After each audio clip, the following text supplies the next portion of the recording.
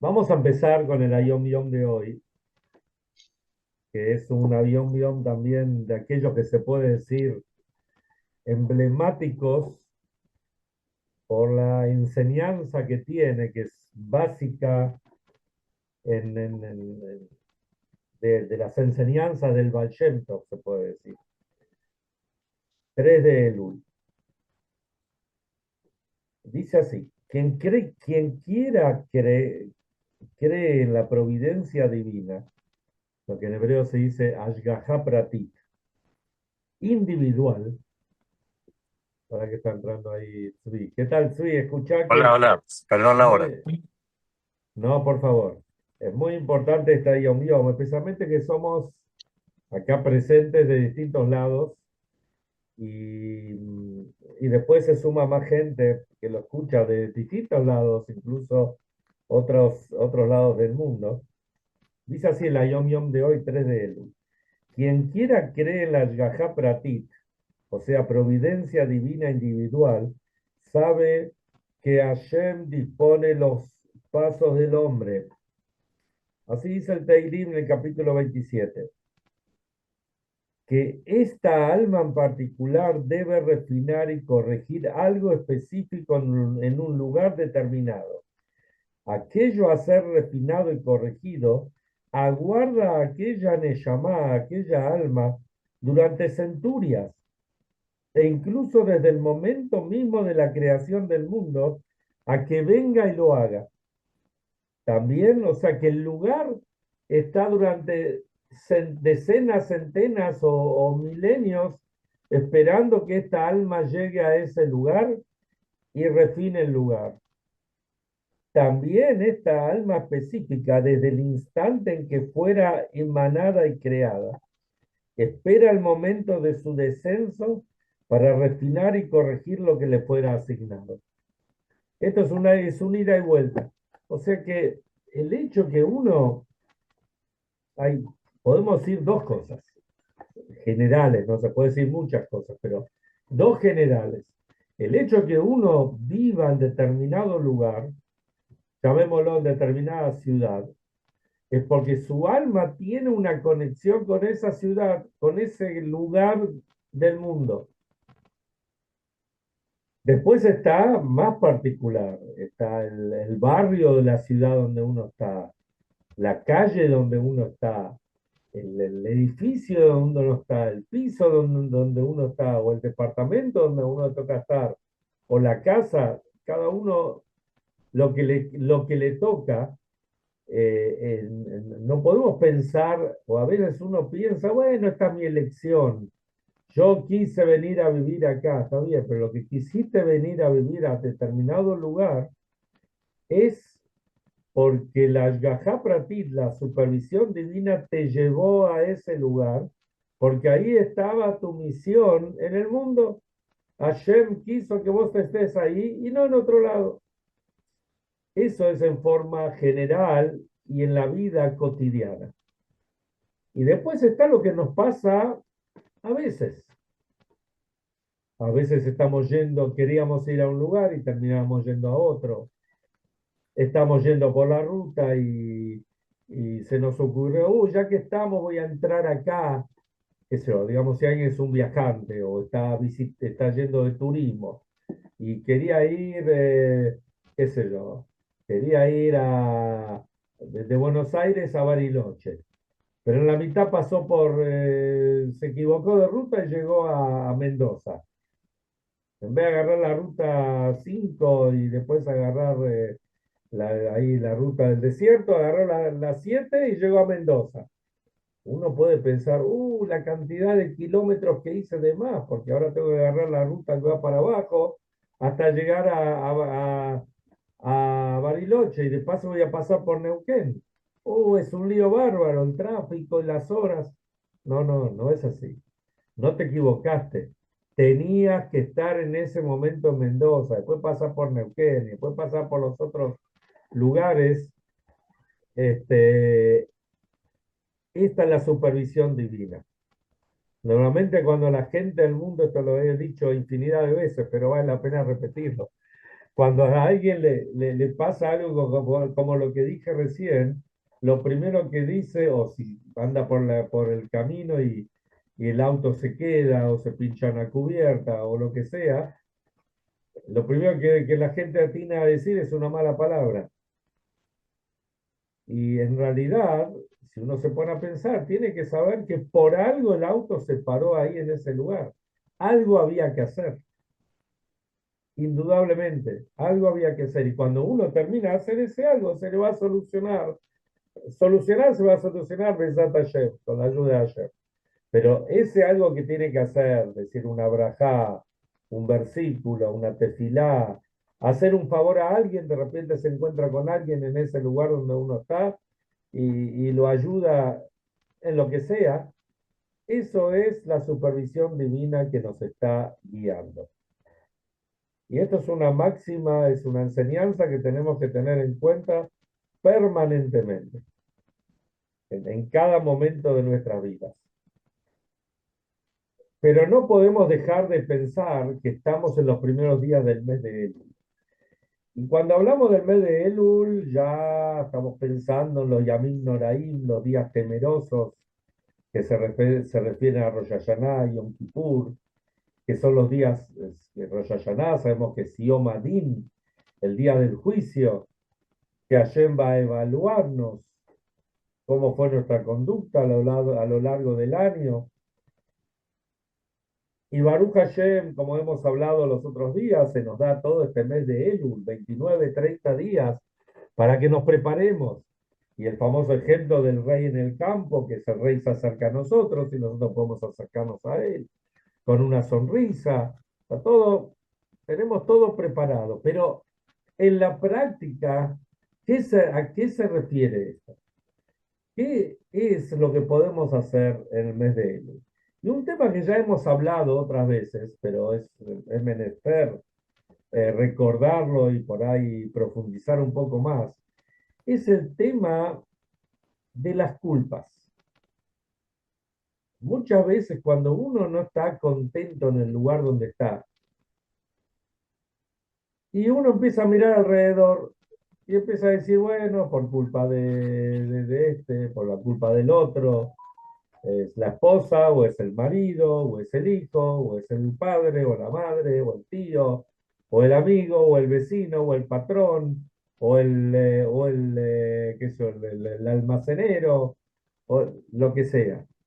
Que uno piensa que el culpable digamos, puede ser de los fracasos o que las cosas no salgan como uno quiere, el culpable es el otro. Pero uno tiene que saber que en realidad, y como vamos a ver ahora enseguida con la explicación maravillosa que trae el Talmud y que trae el Rebe, que el punto central es que uno tiene que mirarse adentro de uno mismo. No pensar que la culpa la tiene el otro, sino no decir, bueno, la culpa es mía. Vieron como a veces la gente dice, la culpa es mía, ¿por qué hice esto? No, no. Pero hacer realmente un Heshbon Tzedek, un balance verdadero, cómo fue la conducta de uno y qué hizo uno para que las cosas estén mejor, en vez de estar mirando alrededor a ver quién es el culpable. Pregunta el Talmud, es algo muy interesante. ¿Quién fue el primer Baal Teshuvá en la historia de la humanidad? Y trae que el primer Baal Teshuvá, el primer penitente judío retornante, o retornante en general de la humanidad, fue Reubén. Reubén, el primer hijo de Jacob. ¿Y por qué fue eso? Vamos a hacer un poquito de historia para recordar. Sabemos la historia de Yosef con sus hermanos, que los hermanos querían, algunos de los hermanos querían, le tenían muchos celos y querían matarlo. Y sabemos que ellos estaban pastando al ganado en el campo y el padre lo mandó a Yosef a buscarlos. Y ahí algunos dijeron, este es el momento, vamos a aprovechar para deshacernos de él. Y ahí vino Reubén, el hermano mayor, que él estaba estaba ahí y dijo, ¿por qué no lo tiramos a un pozo? Tiramos a un pozo y listo. Ahí hay víboras, hay escorpiones, hay todo tipo de bichos. Dejémoslo ahí y bueno, que sea lo que tiene que ser. Y Reubén, ¿por qué pensó esto? Dijo, después a la noche, cuando nadie sepa o en otro momento, yo lo voy a salvar. Y Reubén se fue. Preguntan los sabios, después al final, mientras Rubén no estaba, ahora sí ya vamos a ver dónde estaba Rubén. Mientras Rubén no estaba, fue cuando vino la caravana de los ismaelitas y los midianitas, etcétera.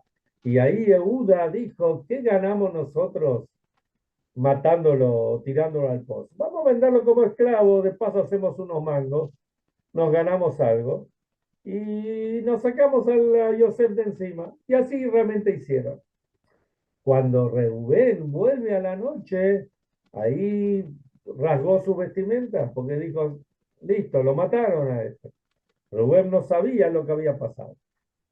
¿Dónde estaba Reubén? Dicen nuestros sabios que Reubén estaba reflexionando. Estaba haciendo teshuvá. ¿Por qué estaba haciendo teshuvá? Por otro episodio que había sucedido. El episodio fue que después que falleció Rachel, sabemos que Jacob tuvo 4 esposas. Rachel, Lea, Bila y Zilpa. La esposa central, la principal por la cual él trabajó tantos años, era Rachel. Pero sabemos que Rachel falleció cuando fue el parto de Benjamín. En ese momento, o sea, digamos que cada una de las esposas de Jacob tenía su tienda donde Jacob cada vez estaba en la tienda de otra de las esposas, a la que le tocaba estar con ella. Pero la tienda principal, la casa central, por decir de alguna forma, era la tienda de Rachel. Cuando Rachel fallece, Jacob se va a la tienda de Bila. Bila era la que atendía, digamos, era una hermanastra también la que atendía a Rachel. Y ahí a Reubén se puso a pensar, ¿cómo puede ser esto? Bastante sufrimos hasta ahora, sufrió nuestra madre Lea por su hermana Rachel, que la tienda central de Jacob era la tienda de Rachel. Pero ahora que falleció Rachel, lo normal sería que la tienda principal de Jacob sea la de Lea. ¿Qué hizo Rubén? Agarró la cama de Jacob y la puso en la tienda de Lea. Cuando vino Jacob, Jacob se enojó. eh, que tenía que entrometerse en los temas del padre. Ya el padre sabía por qué hacía cada cosa. Estamos hablando de Jacob. Entonces Rubén quedó mal, y ahí nos cuenta el Talmud que Rubén fue el primer Baal Teshuvá, la primera persona que hizo Teshuvá, que se arrepintió, que retornó, que reflexionó, que meditó y entendió lo que estaba equivocado. Y acá viene una pregunta, se puede decir la pregunta del millón. O digamos que se la hacemos al Talmud. ¿Realmente Reubén fue el primer Baal Teshuvá, el primer penitente? Miremos la historia. El primer día de la creación, Hashem crea al primer hombre y a la primera mujer, Adán y Eva, Adán y Javá. Los pone en el Gan Eden, en el jardín del Edén, y les da todo lo que ellos necesitan. Y estaba lleno de árboles frutales para que coman lo que quieran. Pero le dijo así, pueden comer de todos los árboles, menos de dos, el árbol de la vida y el árbol de la sabiduría, de la inteligencia. Y ahí fue cuando vino la esposa, digamos, la víbora le hizo comer a la esposa y la esposa le hizo comer a Adán. Bueno, y Hashem los echa del Gan Eden. Cuando Hashem viene y le pregunta al primer hombre, decime, ¿nos quedamos que no vas a comer de esto? Entonces Adán dijo, es verdad, pero yo no quería comer ahí. La esposa, Java, Eva, la mujer que vos me diste me incitó a comer del árbol que no tenía que comer. Le echó la culpa a la otra, a la mujer. Más adelante tenemos el tema de Caín. Caín lo mata a Abel. Cuando Caín lo mata a Abel, si miramos toda la historia, no quiero entrar en todos los detalles porque eso va a ser muy largo, pero la realidad es que Caín se arrepiente y Hashem lo escucha. Pero cuando Hashem le dice a Caín, ¿por qué hizo lo que hizo? ¿Qué le contesta Caín? Yo lo hice. Vos me pusiste un Yetzer Hará, me pusiste un instinto del mal, y con ese instinto fui y lo maté a mi hermano. No me hubiese puesto el instinto del mal, no lo hubiese matado. Entonces, ¿cuál es la diferencia entre Adán, entre Caín y entre Reubén? Adán y Caín no asumieron lo que ellos hicieron. Ellos le echaron la culpa a un tercero, a la esposa, a ellos mismo, pero no asumieron el error que ellos cometieron. Reubén, y eso es lo que dice el rey. Reubén asumió la culpa. Él no le endilgó la culpa a otro. No fue y le dijo al padre, no, esto me incitó a uno de mis hermanos o lo que sea, alguien se dará. No, no, él asumió, asumió su error. Y esto es todo el tema del mes de Elul. En el mes de Elul no hay que buscar excusas. Las excusas somos nosotros mismos. Entonces, si llega cada día, cuando nos levantamos y agradecemos a Shem y tenemos tantas cosas para hacer como Yehudi, uno no puede decir, bueno, yo no hago esto o hago esto porque, no sé, por mi esposa, por mis hijos, por el lugar donde vivo, por el ambiente. Todo eso es verdad. Acá no estamos hablando que Adán no dijo mentiras. Caín no dijo mentiras, pero no asumieron la responsabilidad. Y Reubén sí la asumió. Y eso es lo que nos da la posibilidad este mes de Elul. Este mes de Elul podemos reflexionar y debemos reflexionar para ver dónde están nuestros puntos flojos y asumir que estos puntos flojos son por nosotros mismos. Está bien, puede ser que el ambiente influya, puede ser la familia, puede ser el lugar, puede ser lo que sea. Pero en definitiva, la posta la tenemos que tomar nosotros mismos. La responsabilidad tenemos que tomarla nosotros mismos. Y esta es la forma como llegar a los Yamim Noraim, a los, a los días temerosos, a los días de Rosh Hashanah y Yom Kippur, contentos, felices, que Hashem nos va a otorgar un año bueno y dulce con todo lo que eso conlleva. Y esto es lo que vemos también, creo que ya lo hablamos alguna vez hace poco, pero aunque sea el concepto, la diferencia entre el rey Shaul y el rey David. Los dos pecaron, los dos cometieron errores, pero ¿cuál fue la diferencia? David, cuando se le recriminó, se le dijo, ¿por qué hiciste tal cosa? ¿Qué dijo David? Me equivoqué, Hatati, me equivoqué, pequé.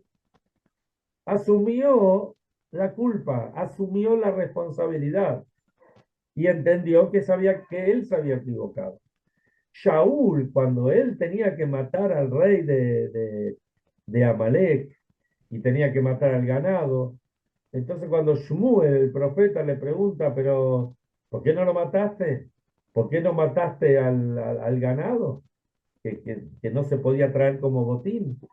Entonces él dijo, no, la gente del pueblo me dijo que quería el ganado para traer ofrendas para Hashem.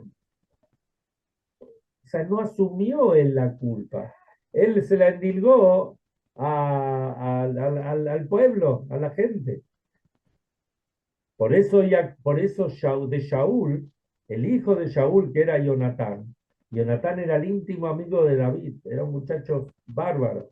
Pero Jonatán no fue rey. El que fue rey fue David, de la casa de David, porque él fue ungido como rey y hasta el final de los días hasta la venida del Mashiach.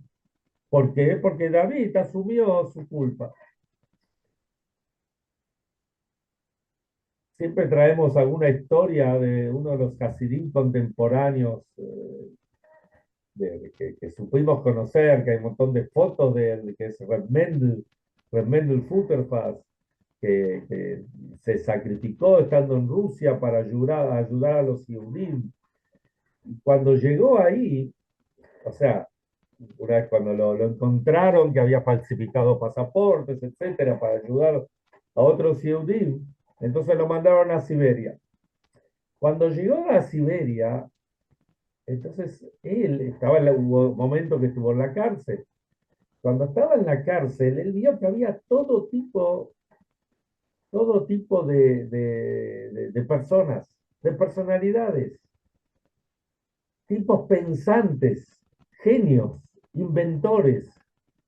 Eso al régimen comunista no le servía. Cuando había un tipo así, uno de los, esto es entre paréntesis, no es el maíz puntual que quería contar, pero para tener una idea qué tipo de personajes había ahí, no es que había terroristas, delincuentes, no, no, había gente común, profesionales, comerciantes, industriales. Había uno que había, que estuvo ahí con Remendel ahí en Siberia, que él había inventado una máquina para arar la tierra. Y de esta forma facilitarle, alivianarle el trabajo a los campesinos. Cuando fue a hablar con el secretario, con el ministro que corresponde, le llevó todos los planos para que vean lo que es este invento, ¿no? Que iba a favorecer a toda Rusia, especialmente a la gente. Le dijo, muy bueno, le dijo el ministro, espere un ratito. Al ratito vino un soldado y le dijo, acompáñeme, y lo mandó a Siberia directamente. A Stalin no le servía la gente pensante. Él tenía que tener sometido al pueblo. Lamentablemente, hasta hoy en día hay gobernantes más democráticos o menos democráticos, dictadores que piensan que sometiendo al pueblo, entonces de esa forma van a poder gobernar eternamente, hasta que les llegue al final, como les llega a todos. Pero vamos a otra historia que tiene que ver con el tema que estuvimos hablando. Cuando terminaba digamos, el día ahí en la cárcel, entonces los presos que estaban ahí, a ver, no había televisión, no tenían radio, no tenían teléfono, ni ningún, por supuesto, ningún elemento tecnológico como que tenemos ahora. Entonces, no tenían libros, no tenían nada. Entonces, ¿cómo se entretenían? Entonces, tenían un juego de cartas y jugaban a las cartas.